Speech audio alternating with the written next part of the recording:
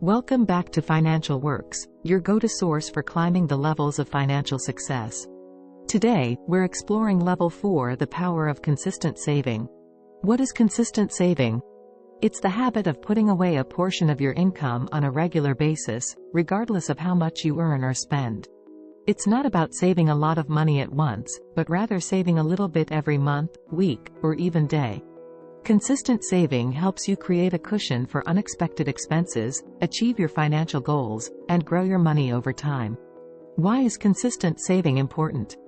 Saving money gives you peace of mind, expands your options for decisions that have a major effect on your quality of life, and eventually gives you the option to retire. Saving money also allows your money to work for you, as it can earn interest and compound over time depending on what type of savings account you have.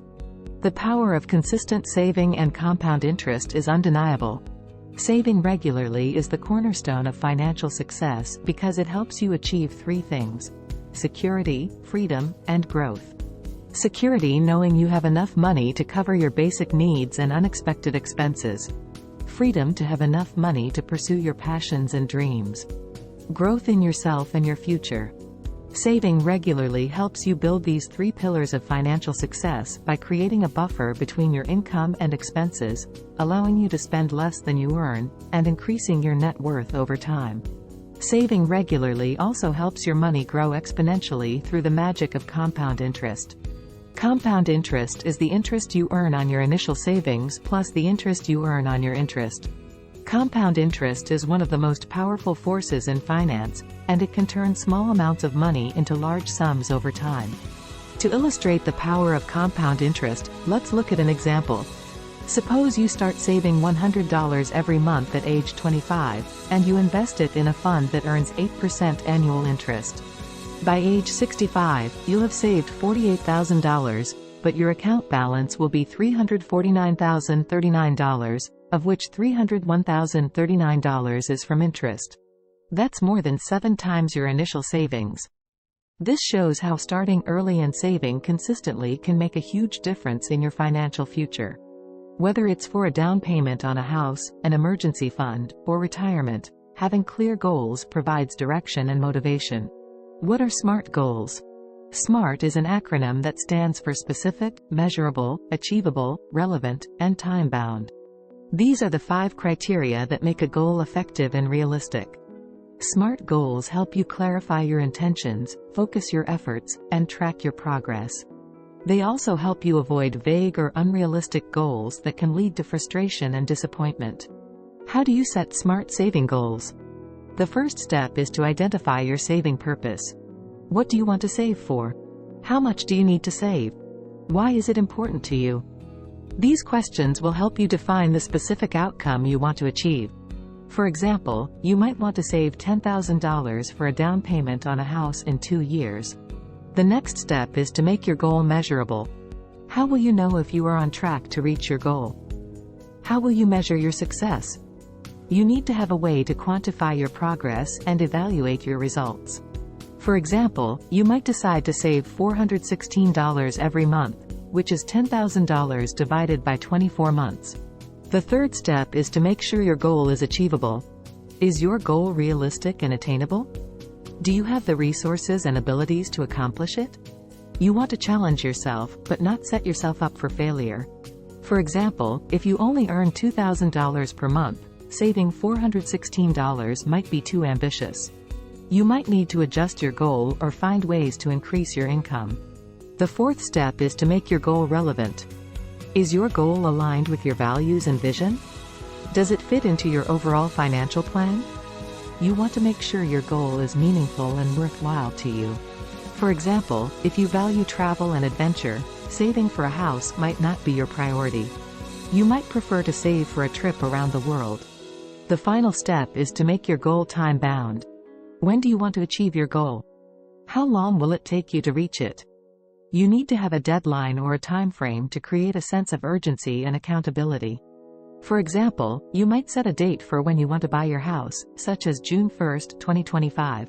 From traditional savings accounts to investment vehicles like stocks and bonds, there are many different options to maximize your savings potential and mitigate risk.